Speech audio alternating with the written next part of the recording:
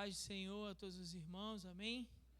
Que bom estarmos juntos nessa manhã tão fria, Jesus, mas estarmos juntos para podermos adorar o nome do Senhor, amém? Isso é um grande privilégio, não é verdade? Irmãos, nós, desde domingo passado, nós fizemos uma breve, interrupção nas nossas mensagens em Atos. Fizemos uma pausa, depois da primeira viagem, e nós entramos na carta aos Efésios. E começamos domingo passado falando sobre as melhores bênçãos no melhor lugar em Cristo, Recebemos as melhores bênçãos no melhor lugar, que é em Cristo. E nós, domingo passado, a gente abordou o texto de Efésios, capítulo 1, do verso 3 até o verso 14. Verso 3 até o verso 14. Então a gente falou dessas bênçãos que recebemos no Pai, das bênçãos que recebemos no Filho e das bênçãos que recebemos, da bênção, melhor dizendo, que recebemos no Espírito. Agora nós vamos falar sobre a oração que o apóstolo Paulo faz pela igreja. Após fazer essa lista de bênçãos, o apóstolo então vai fazer uma oração pela igreja a respeito dessas bênçãos, E a gente vai meditar hoje, nessa manhã, nas palavras contidas nessa oração. Antes disso, vamos ler a palavra do Senhor. Você que está com sua Bíblia, abra, por favor, em Efésios capítulo 1. Vou ler a partir do verso 15. Efésios 1, a partir do verso 15. Efésios 1, verso 15. Os irmãos já encontraram? Amém? Você que encontrou, puder se colocar em pé em reverência à palavra do Senhor. Nós vamos ler Efésios 1, verso 15, diz assim a palavra do Senhor: Por isso também eu, tendo ouvido falar da fé no Senhor Jesus que há entre vós e do vosso amor para com todos os santos, não cesso de dar graças por vós, lembrando-me de vós nas minhas orações, para que o Deus de nosso Senhor Jesus Cristo, o Pai da glória, vos dê o espírito de sabedoria e de revelação no pleno conhecimento dele, sendo iluminado os olhos do vosso coração, para que saibais qual é a esperança do chamado que ele nos fez, quais são as riquezas da glória da sua herança nos santos, e qual é a suprema grandeza do seu poder para conosco, os que cremos, segundo a atuação da força do seu poder, que atuou em Cristo, ressuscitando-o dentre os mortos, fazendo sentar-se à sua direita nos céus, muito acima de todo principado, autoridade, poder, domínio e todo nome que possa ser pronunciado, não só nesta era, mas também na vindoura. Também sujeitou todas as coisas debaixo dos seus pés, para que seja cabeça sobre todas as coisas, e o deu à igreja, que é o seu corpo, a plenitude daquele que preenche tudo em todas as coisas. Mantenha sua Bíblia aberta, mas vamos orar, Pai, em nome de Jesus. Que o Senhor possa vir sobre nós nessa manhã e nos dar olhos, Senhor. Olhos capazes de enxergar a grandeza das riquezas que nós já recebemos em Cristo Jesus. Assim como Paulo orou, pedindo para que Teu Espírito Santo iluminasse os olhos dos corações dos Efésios e também os nossos, assim também, Senhor, pedimos nessa manhã que no nome santo de Jesus, Teu Espírito Santo possa iluminar os olhos do nosso coração, para podermos compreender, ó Pai, a esperança do chamado, as riquezas, ó Deus, que nos foram dadas nos santos, e a suprema grandeza do Teu eterno poder, Pai. É o que nós te pedimos em nome de Jesus. Amém. Os irmãos podem se assentar.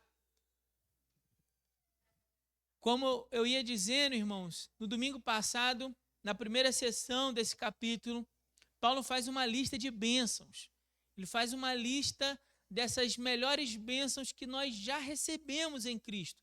Então, Lá no domingo passado nós falamos como Deus nos elegeu, como Deus nos escolheu, como Deus nos separou e nos adotou, como Deus nos escolheu para fazermos parte da sua família. Falamos também como nós fomos redimidos em Cristo, como Cristo então pagou pelos nossos pecados, pagou a dívida dos nossos pecados, como Ele nos perdoou através do seu sacrifício naquela cruz. Falamos também de como Deus nos selou, nos fez sua propriedade. Nós somos dele, nossa vida agora pertence a Deus, pertence a Ele, não a nós mesmos. Mas como a nossa vida é preciosa aos olhos do Senhor, porque essa é a recompensa, esse é o fruto do penoso trabalho de Jesus naquela cruz, como diz Isaías capítulo 52. Nós, os que cremos, são esse fruto. Então nós falamos de todas essas riquezas que nós já recebemos. Mas na ocasião eu falei com os irmãos, será que nós compreendemos essas riquezas? Será que nós temos olhos para enxergar essas riquezas? Bom, eu estava meditando numa história, numa hipótese qualquer, de um homem que durante muito tempo vivia trancado dentro de sua casa.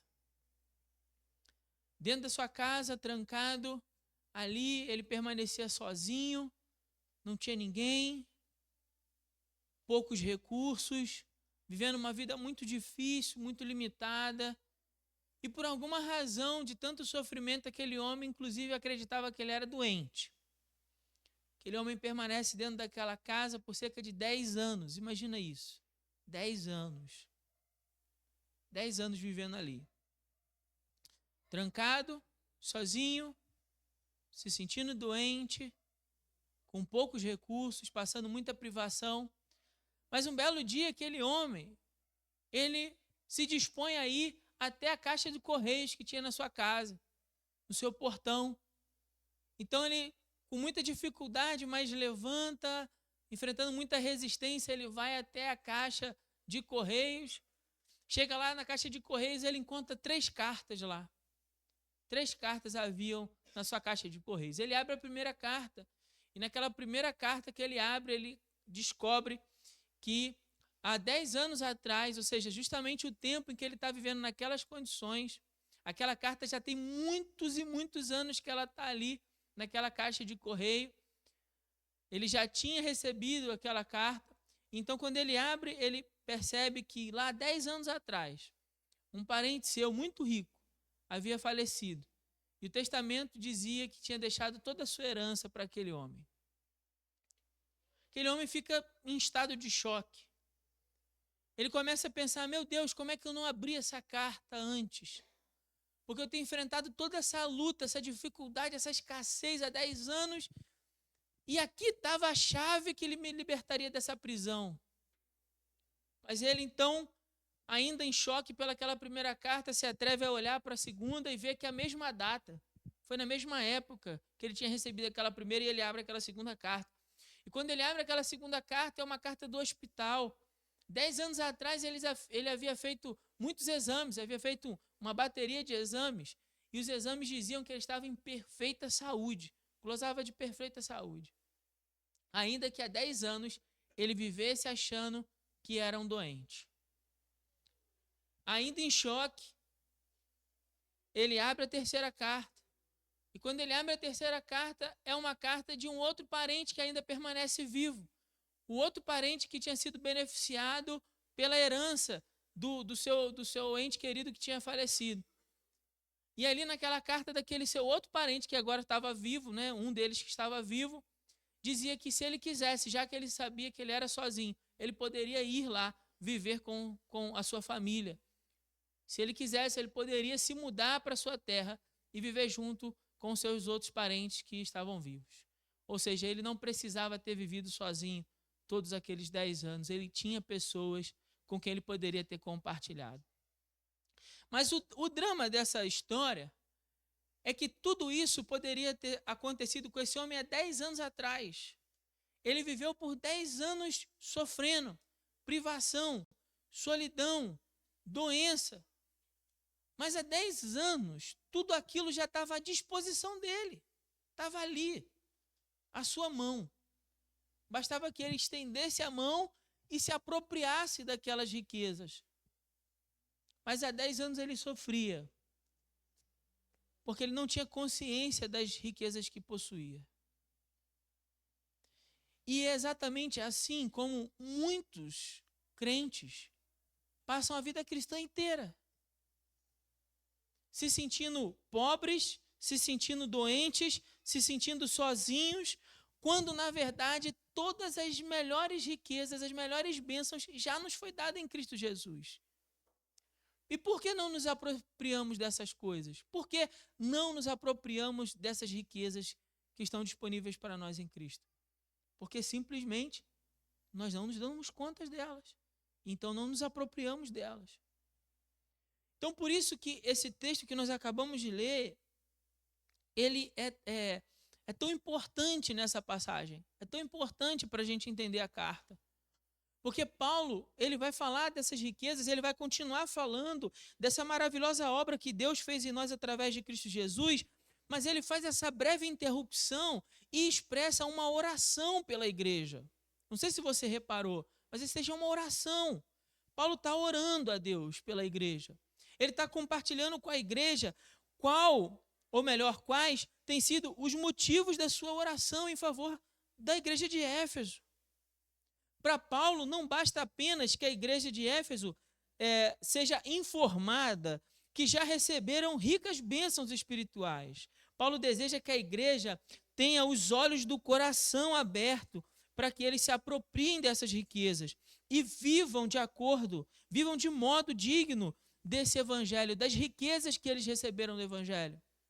Então Paulo narra as riquezas, mas agora Paulo acha apropriado contar para a igreja, falar para a igreja que um dos motivos da sua oração é para que eles tenham os olhos do coração abertos. Tenham os olhos do coração abertos. E é por isso que eu contei essa história para você. Porque se você não se der conta, se você também não tiver os olhos do seu coração abertos, pode ser que você viva uma vida cristã de extrema pobreza. E não porque Deus não nos tenha abençoado com ricas bênçãos espirituais, não. Na verdade, Ele já nos abençoou, mas porque você não consiga enxergar essas riquezas. Então você corre o risco de viver na pobreza, se não enxergar. Por isso é tão importante o que Paulo diz aqui, essas palavras. A gente vai meditar nessa oração. Eu quero fazer uma observação importante sobre isso. Porque a qualidade da oração de alguém, como a gente vai analisar essa oração de Paulo, a qualidade da oração de alguém fala muito sobre o senso de valores que essa pessoa possui. A qualidade da oração de alguém diz muito sobre os valores que essa pessoa carrega. A oração de alguém é o espelho da vida interior dessa pessoa. O escritor E.M. Bonds estava com a razão quando ele afirma que só pode fazer uma oração curta e poderosa em público. Escute isso. Só é possível para alguém fazer uma oração curta e poderosa em público alguém que mantenha uma longa e poderosa comunhão em secreto. Em secreto.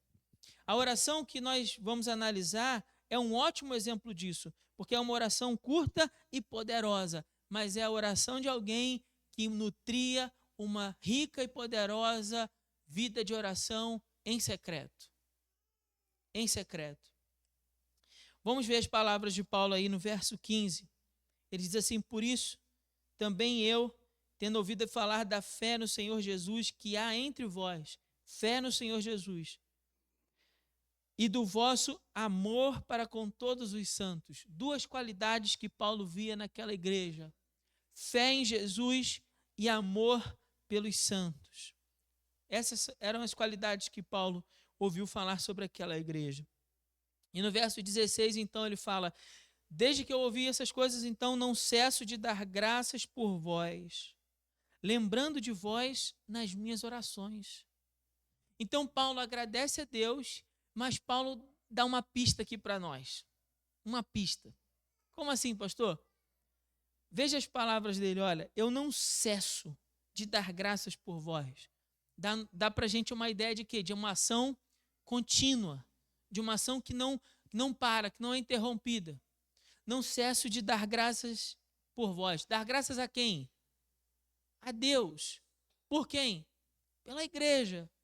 Não por ele mesmo, pelas últimas bênçãos que recebeu, pelos livramentos, mas pela igreja, em favor dos santos. E ele não cessa, e ele fala no final, nas minhas orações. Paulo não está dizendo que ele fez uma oração única pelaquela igreja, que ele orou pelaquela igreja em algum momento do seu dia. Veio à cabeça, ele falou algumas palavras e disse em nome de Jesus, amém. Não é disso que Paulo está falando, não. Paulo está dando para nós a ideia de uma prática contínua de oração e que nas suas orações, nessa prática contínua, em secreto, ele então incluía um motivo de oração, que era qual? Agradecer a Deus pela igreja que havia em Éfeso, pela fé daqueles irmãos e pelo amor que aqueles irmãos tinham em favor dos santos. Olha que coisa bonita. Paulo está dando para nós uma pista de como é um pouco dessa vida que ele vive em particular, em secreto com Deus. Ele está dando uma pista para nós. Na verdade, em todas as cartas da prisão, eu estava pesquisando sobre isso, todas as cartas da prisão, chamadas como cartas da prisão, Efésios, Gálatas, Filipenses e Colossenses, Paulo inseriu orações pela igreja. E através dessas orações a gente pode ver um pouco de quais eram os valores que Paulo carregava, qual era a sua teologia, o que ele acreditava, aonde ele depositava essa fé. Sabe, irmãos, Paulo foi um homem de oração. É isso que nós estamos vendo, em outras palavras, Paulo foi um homem de oração.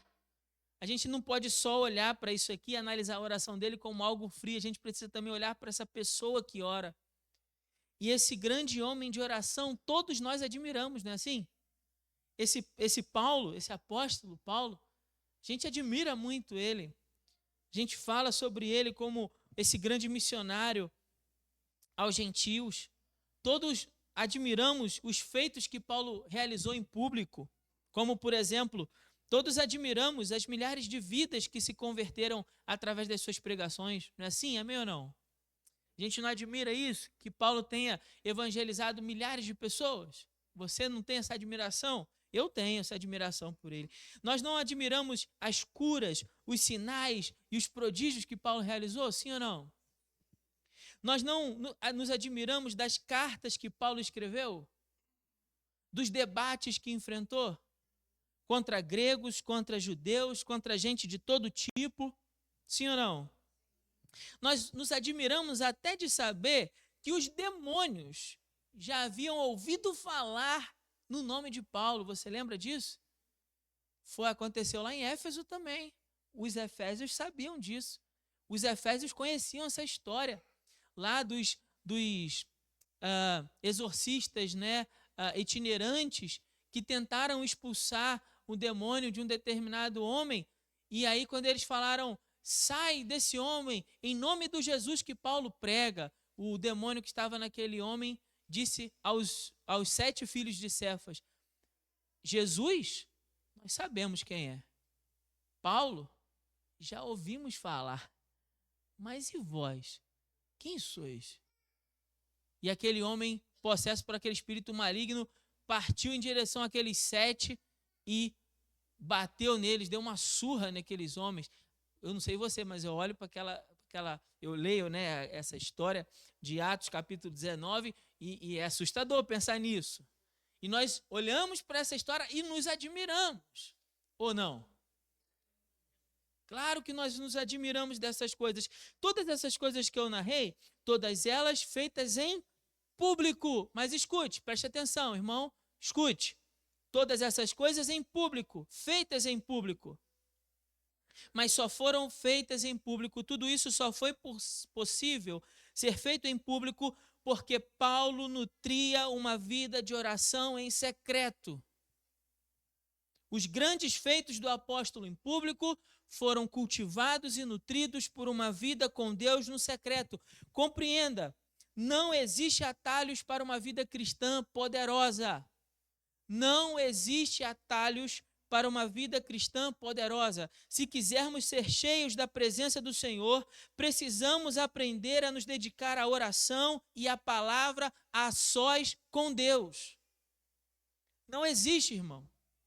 Isso é impossível. Talvez você queira que de alguma maneira, de uma forma mágica, você venha num culto e Deus então, o pastor vai lá e o pastor nesse dia vai ser muito feliz no sermão, vai ser muito criativo no sermão, vai ser muito eloquente no sermão para poder te convencer de alguma coisa e então você vai sair daqui e a sua vida cristã será poderosa. Mas deixa eu te falar uma coisa, isso não vai acontecer.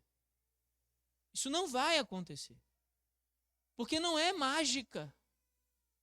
Não existe um atalho para que você tenha uma vida cristã poderosa em Deus.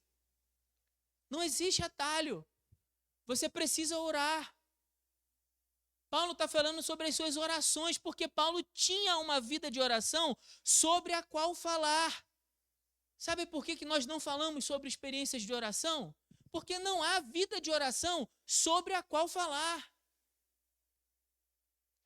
Paulo lia a palavra e é por isso que ele sempre tinha algo da palavra para compartilhar. E sabe por que às vezes nos falta uma palavra para compartilhar com alguém? Porque nós não lemos a palavra, é simples assim. É isso. Não tem segredo, não tem mágica, não tem mistério, não tem pastor superpoderoso, apóstolo, profeta, milagreiro por aí, para fazer você viver uma vida cristã poderosa, não. Você precisa aprender a nutrir uma vida poderosa com Deus no secreto, em oração, na palavra, em lágrimas, em humilhação diante do Senhor, em esvaziamento de quem nós somos, para que o poder seja dele e não nosso, para que o poder que é de Deus se aperfeiçoe nas nossas fraquezas, e Deus então nos encha dessa plenitude do Espírito, desse poder, desse grande poder de Deus que atuou em Cristo Jesus, ressuscitando Jesus dentre os mortos, como Paulo vai falar aqui nessa oração, para que esse grande poder de Cristo encha a sua vida. Encha a sua vida. Para que esse poder de Cristo abra os seus olhos. Irmão, em nome de Jesus, igreja, ouça o que o pastor está falando.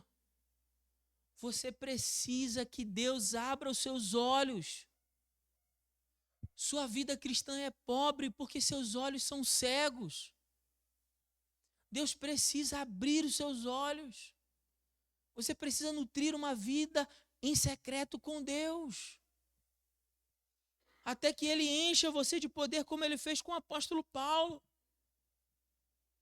É ali no secreto, na oração, na súplica, nas lágrimas, que o Espírito de Deus transforma a nossa vida e nos enche. Nos enche. Uma vida de oração, uma vida na presença de Deus, uma vida no secreto. Paulo só podia ser um grande homem diante da igreja, publicamente, porque ele o era em secreto. Porque Paulo sabia, assim como eu também sei, na minha limitação minúscula de quem eu sou, que não é o argumento do pastor que convence você. Que não é um pastor que vai vir aqui super criativo que vai mudar a sua vida. Que não é o poder do argumento humano que eu possa usar aqui que vai transformar quem você é, não. É por isso que você me ouve em toda a pregação, não só hoje, não. Mas você me ouve em toda a pregação pedir a Deus o quê? Que ilumine os olhos, sua mente, para a compreensão da palavra. Você já percebeu isso? Por que o pastor insiste nesse negócio?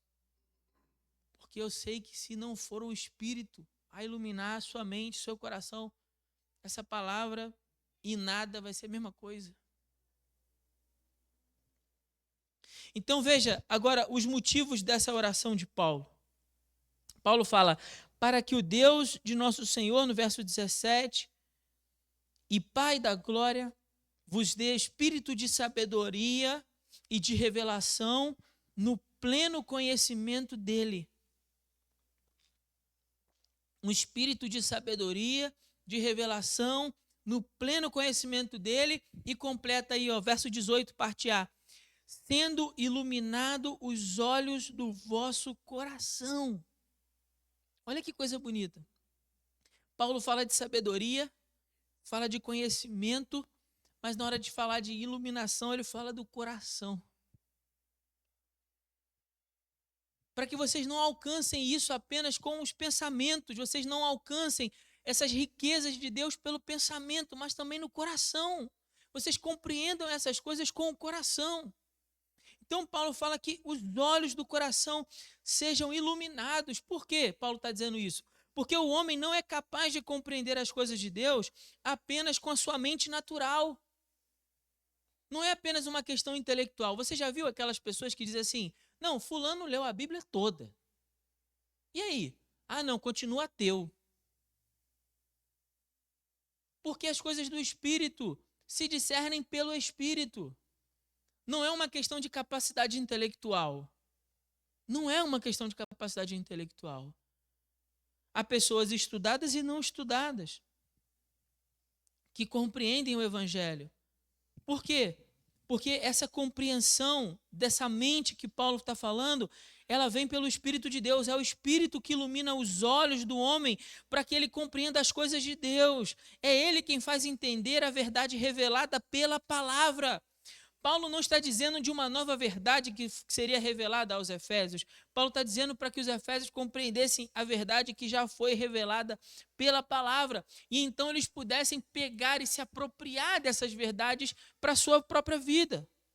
Somente o Espírito de Deus pode abrir as cortinas da nossa alma para nos fazer enxergar as riquezas que estão à nossa disposição em Cristo. Então há riquezas à disposição para nós em Cristo, mas por que não nos apropriamos dela? Porque estamos cegos. E quem é que então pode nos dar olhos para enxergar isso? O Espírito Santo. É o Espírito Santo de Deus. Uma coisa é saber sobre Deus, ler um texto bíblico, por exemplo. Outra coisa bem diferente é conhecer a Deus e se apropriar da sua palavra. O escritor Wesby certa vez escreveu: conhecer a Deus pessoalmente é salvação. Quando você conheceu pessoalmente, Jesus entrou na sua história, você foi salvo por ele. Conhecer a Deus progressivamente, como diz Oséias, conhecer e prosseguir em conhecer é santificação. Quanto mais conheço, mais minha vida se torna santificada por esse Deus 3 vezes santo. E conhecer a Deus perfeitamente é glorificação, que é quando, de fato, nós o veremos face a face na eternidade. Então, veja, Wesby foi muito feliz ao descrever como a vida cristã é marcada por essas etapas no conhecimento de quem Deus é. Quanto mais conheço quem Ele é, mais minha vida é transformada até o dia em que ela será transformada perfeitamente para sempre. Por isso você precisa buscar conhecer o Senhor. Por isso você precisa pedir que o Espírito Santo também abra os seus olhos. Abra os olhos do seu coração. Deixa eu fazer uma observação que só faria no final, mas eu vou adiantar por causa do tempo. Quantas vezes isso também tem sido o motivo da sua oração? Quando você vai orar e você apresenta a Deus seus motivos de oração, seus pedidos, seus agradecimentos, no meio de todos eles, quantas vezes se encontra lá: Deus, abra os olhos do meu coração para que eu possa compreender quem o Senhor é.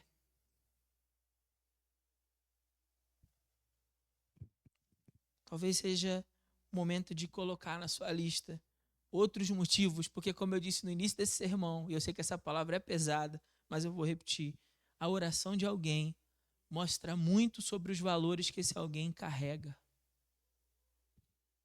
A oração de alguém mostra muito sobre os valores que esse alguém carrega. Qual tem sido os motivos da tua oração? A segunda coisa, ele fala que é para que eles saibam. Saibam do quê? O que Paulo quer que eles saibam? Ele quer que eles saibam 3 coisas. A primeira, a esperança do chamado. Eu estou lendo o verso 18. Para que saibais qual é a esperança do chamado. Nós fomos chamados em Cristo pela sua graça, por meio da fé. Esse é o chamado da salvação. O chamado das trevas para a luz. O chamado para sermos discípulos de Jesus. Os chamados para uma santa vocação. E que santa vocação é essa? Como Paulo falou a Timóteo, a santa vocação de testemunhar ao mundo a salvação que há por meio de Cristo Jesus. Esse é um chamado, irmãos, que não é só para o pastor, não, ou só para um missionário, não. Esse é um chamado para todos os crentes. Todos os crentes foram chamados em Cristo Jesus das trevas para a luz, para a salvação pela graça em Cristo Jesus, para serem testemunhas do Evangelho. Você foi chamado. Sabia disso? Que Deus possa abrir os olhos do seu coração para que você saiba que foi chamado.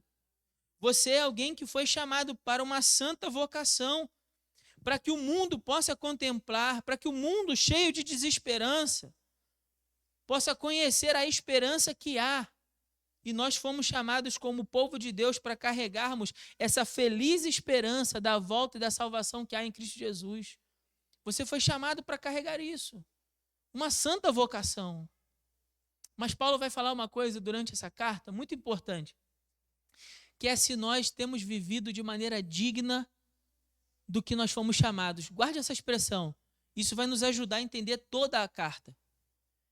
Se eu e você temos vivido de modo digno do chamado que recebemos em Cristo. Mas antes de Paulo tratar desse assunto, que vai ser na segunda metade da carta, ele está dizendo assim: eu tenho orado por vocês, para que os olhos do coração de vocês sejam abertos, para que vocês enxerguem de uma vez por todas o chamado, a esperança do chamado que vocês têm em Cristo Jesus. A igreja precisa ter os seus olhos abertos para enxergar isso. O que mais Paulo fala? Que os nossos olhos precisam ser iluminados. Ele continua no verso 18 dizendo: quais são as riquezas da glória da sua herança nos santos. As riquezas da glória da sua herança nos santos. Como assim? De que herança ele está falando? Ele está falando de nós como sendo a herança de Deus. Da sua glória, não da nossa, mas da glória dele. A herança de Deus, que somos nós. Uma verdade extraordinária que esse texto considera. Nossas vidas são partes da riqueza de Deus, é isso que ele está falando. Eu e você somos herança dele. Somos parte da sua riqueza. Como eu já disse, vou repetir, somos o precioso fruto do penoso trabalho que Cristo fez naquela cruz. E no final, ele olha e fica satisfeito do seu trabalho. Paulo está orando para que os crentes possam entender o quanto eles são preciosos para Deus. Eu vou repetir isso aqui. Paulo está orando pelos Efésios, e essa palavra serve para mim, serve para vocês, para que eu e você possamos ter os olhos abertos para entender de uma vez por todas que a nossa vida é preciosa para Deus. Sua vida é herança do Senhor. Sua vida não pertence a você. Sua vida é propriedade de Deus. Para viver para a sua glória. O que mais Paulo quer que nós venhamos a saibamos? Qual é a suprema grandeza do seu poder? E isso ele fala a partir do verso 19, ele fala assim: e qual é a suprema grandeza do seu poder para conosco, os que cremos? Qual é a grandeza do seu poder para conosco, os que cremos, segundo a atuação da força do seu poder? Essa mesma atuação, olha o que ele diz no verso 20, que atuou em Cristo, ressuscitando-o dentre os mortos e fazendo-o sentar-se à sua direita nos céus. Irmãos, preste atenção no que Paulo está dizendo no nome de Jesus. Paulo está falando que os nossos olhos precisam ser iluminados para que eu e você venhamos a reconhecer que o mesmo poder extraordinário de Deus, que ressuscitou Cristo dentre os mortos, o deu um corpo glorificado e o fez assentar à direita de Deus nas alturas, como soberano sobre todas as coisas, acima de todo principado, de toda autoridade, de todo poder, de todo domínio. Esse mesmo poder que atuou sobre Cristo, atua sobre a igreja. É o mesmo poder que atua em mim e em você. É o mesmo poder que arrancou você das trevas e tem te conduzido para a sua maravilhosa luz. É o mesmo poder que te livrou do lamaçal, do pecado, para a rocha firme que é Cristo Jesus. É o mesmo poder que tem mudado e transformado a sua vida no pecado para uma vida santa na sua presença. É o mesmo poder que encheu a igreja no Atos, no Pentecoste, e fez aqueles irmãos simples, pessoas humildes do povo, se tornarem pregadores, testemunhas do evangelho de Cristo Jesus. É o mesmo poder que fez quando Paulo andou lá no meio da igreja em Éfeso, lá na cidade de Éfeso. As pessoas vinham até ele, pegavam um paninho e passavam nele, tocavam nele no seu suor e levavam para os enfermos e pegavam aquele pano e tocavam nos endemoniados e os demônios saíam. É o mesmo poder que fez levantar coxo, que fez dar vistas aos cegos, que fez pessoas andarem, que curou leprosos. O mesmo poder atua na igreja. Atua na igreja. É o mesmo, é o que Paulo está dizendo, é o mesmo, não mudou não. Não é um outro Deus, uma outra época, um outro momento, não. É o mesmo Deus.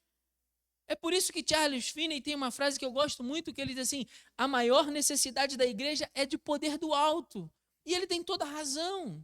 Falei disso aqui na quarta-feira passada, no nosso culto de oração. Veja só, a igreja hoje, ela é regada de coisas que os antigos não tinham. Nós temos um conforto que eles não tiveram, temos templos luxuosos que eles não tiveram, temos uma estrutura que eles nem sonharam, temos microfone, instrumentos de música que eles nem imaginavam que um dia a igreja teria. Temos tudo que a igreja no passado não teve, mas somos pobres de algo que a igreja tinha muito e nós não temos nada, que é o poder do alto. Porque você acha que é o seu convencimento, que é a sua habilidade que vai convencer as pessoas perdidas de que elas venham a Cristo? Você acha isso? Que se você tivesse estudado um pouco mais, feito seminário igual o pastor, aí você conseguiria convencer o pecador para ir até Cristo? Você acha que é isso que está faltando em você? Qual era o seminário que Pedro estudou quando se levantou no Pentecoste e viu 3.000 almas se arrependendo? Qual foi o seminário que ele fez? Aqueles homens tinham um poder que nós nem sonhamos possuir. E sabe o que fez a igreja adquirir esse poder? Porque eles tinham os olhos abertos. E a igreja no nosso tempo é cega. Eles compreendiam isso. Eles compreendiam que nós somos fracos demais por natureza para dar o devido valor, para nos apropriarmos dessas riquezas que Deus nos deu em Cristo. Nós somos tão cegos que damos mais valor às riquezas materiais que conquistamos do que das riquezas espirituais que já recebemos em Cristo. Eles entendiam que nós somos fracos demais por nós mesmos para resistir aos inimigos que operam no mundo espiritual, que desejam nos tomar essas riquezas. Paulo alertou os Efésios no final da carta. Veja só o que diz o capítulo 6, no verso 10, ele fala assim: finalmente, irmãos, fortalecei-vos no Senhor e na força do seu poder, revestindo-nos de toda a armadura de Deus, para que possais permanecer firmes contra as ciladas do diabo. Paulo entendia que a igreja só vence as forças das trevas revestida de poder. É por isso que Paulo está dizendo que a igreja precisa conhecer do poder. Sem poder, nós não nos apropriamos das riquezas. Sem poder, nós não resistimos ao diabo. Somos fracos demais para produzir qualquer tipo de mudança em nós mesmos que agrade a Deus. E é por isso que precisamos da atuação do poder do Espírito Santo em nós. Irmão, olha só, eu vou me estender um pouquinho, mas Em nome de Jesus, eu acho que isso é importante. Olha para os discípulos antes e olha para os discípulos depois do Pentecoste. Você já pensou que ali são homens completamente diferentes? Quando você está lendo o Evangelho? Cara, é uma cambada de covarde, de frouxo, de gente cheia de problema, que dá dor de cabeça para Jesus toda hora. Bastava Jesus virar um pouquinho as costas, que já estavam discutindo quem era o mais importante, como se isso valesse de alguma coisa. Como se o título e o cargo que eles recebessem na igreja valessem de alguma coisa. Bastava Jesus virar, que eles estavam lá brigando por causa disso. Mas então, quando aqueles homens recebem o Espírito Santo de Deus sobre eles são capazes, inclusive, de testemunharem a despeito do perigo da morte. Eles são capazes de abandonar tudo o que tinham para trás, para viver uma vida completamente entregue nas mãos do Senhor. O que mudou esses homens? Pergunte a si mesmo, o que mudou esses homens? Poder. O poder do Espírito que atua na igreja, na minha vida e na sua vida. Mas que o Espírito Santo precisa abrir os nossos olhos. O que faz nos andar em santidade com Deus não é a força humana, mas é a capacitação que vem pelo Espírito Santo de Deus. Por isso que na luta da carne contra o Espírito, Paulo fala lá aos Gálatas, vocês precisam confiar no Espírito Santo, que é ele que vai fazer você vencer a luta contra o pecado. Somos fracos demais para testemunhar ao mundo o Evangelho de Cristo, já falei isso aqui. E a ressurreição dentre os mortos. É por isso que a igreja testemunha no poder do Espírito, como diz Atos capítulo 1, verso 8. E recebereis poder para ser minhas testemunhas, tanto em Jerusalém, Judéia e Samaria e até os confins da terra. O que nos torna testemunhas não é a nossa capacidade que a gente adquire no seminário, não. O que nos torna testemunhas é o poder do alto. O que vai fazer você testemunhar a Cristo, sair de uma vida cristã rasa para uma vida cristã profunda, é que o Espírito Santo abra os seus olhos espirituais. Para terminar, a nossa grande ideia é que Deus é poderoso, irmão. Deus é poderoso para iluminar os nossos olhos e nos fazer compreender as bênçãos que nós já recebemos em Cristo e a esperança do chamado que Ele nos fez. Agora, qual a resposta nós devemos dar a esse texto? Eu entendo que eu e você devemos dar uma resposta a esse texto. E a resposta é a seguinte: nós devemos buscar a Deus em oração fervorosa, para que Deus nos dê olhos assim. Olhos que sejam capazes de enxergar a esperança do chamado.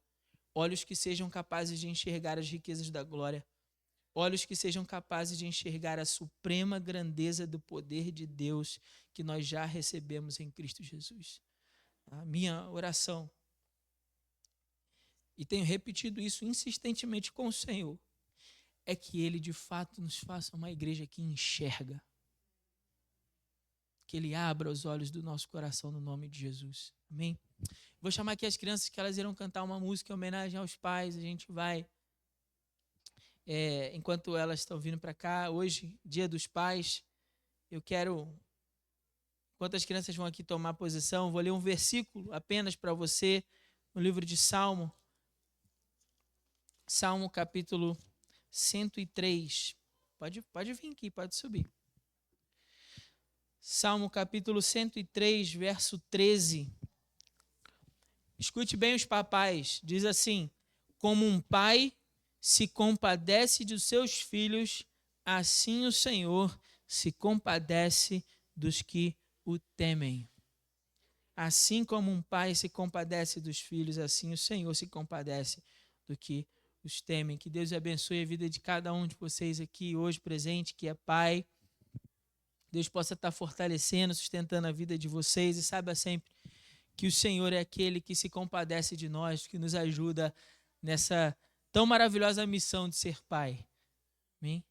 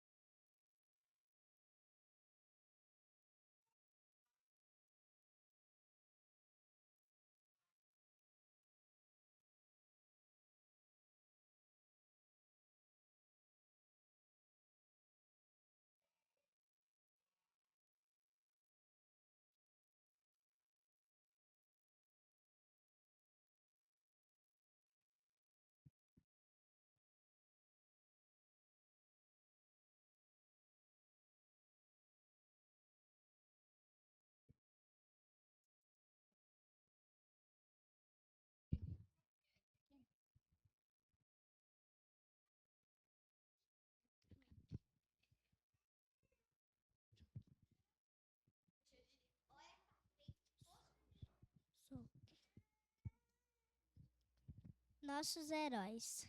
Hoje celebramos os heróis da nossa fé, nossos pais.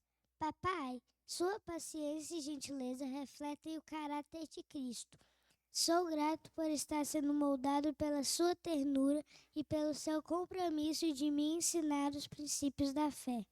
Nem sempre é fácil desempenhar este papel, mas quando estiver difícil, lembre-se que esta é uma tarefa para guerreiros, para vencedores. Vocês, papai, jamais conhecerão o sabor da desistência. No coração de um pai dedicado, encontramos a essência do amor de Deus. Seu constante apoio e suas orações são uma fonte de força e encorajamento em minha caminhada cristã. Vocês são um exemplo para este mundo, para as pessoas e para seus filhos. Não espere por recompensa, como dinheiro ou luxo, mas prepare-se para receber muito amor e reconhecimento. E esse é o maior presente que existe na vida. Papai, você é um instrumento que Deus usa para me guiar pelos caminhos da fé. Sua liderança espiritual e exemplo de integridade são bênçãos que para sempre guardarei. Que Deus os cubra de bênçãos e encha-os de sabedoria e força para cumprir seu chamado.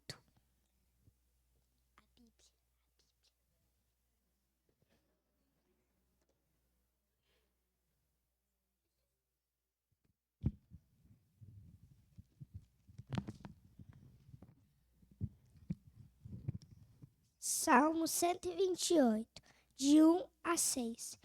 Feliz é aquele que teme a Deus, o Senhor, e vive de acordo com a sua vontade. Se você for assim, ganhará o suficiente para viver. Será feliz e tudo dará certo para você. Em casa, a sua mulher será como uma parreira que dá muita uva. E, em volta da mesa, os seus filhos serão como oliveiras novas. Quem teme ao Senhor certamente será abençoado assim. Que lá do Monte Sião o Senhor o abençoe. Que em todos os dias da sua vida você veja o progresso de Jerusalém e que você viva para ver os seus netos. Que a paz esteja com o povo de Israel.